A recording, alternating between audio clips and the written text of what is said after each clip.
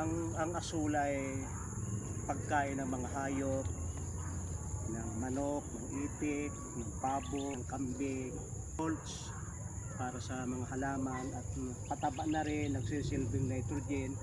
Kaya yung mga damo-damo na yan, mabubulok, ipakakain natin dyan para sa lumago at para mailipat naman natin sa mga halaman. Ang buhay ay gayon lang. Pagka matay nung isa, ay pinakikinabangan ng iba. Ang kamatayan ay hindi sayang, kundi kaya namamatay ay pakikinabangan ng ibang may buhay.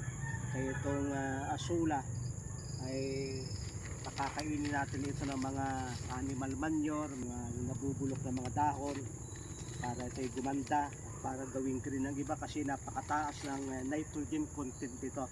Ang nitrogen ay isa sa nagpapaganda sa halaman. At kapag ito ay kulang ay siyempre hindi maganda mga dahon.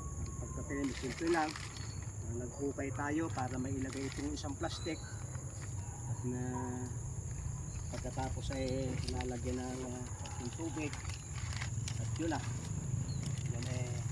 yan ay gaganda. Kaya salamat po sa inyong pagsubaybay sa Natural Wellness si Pastor Vito.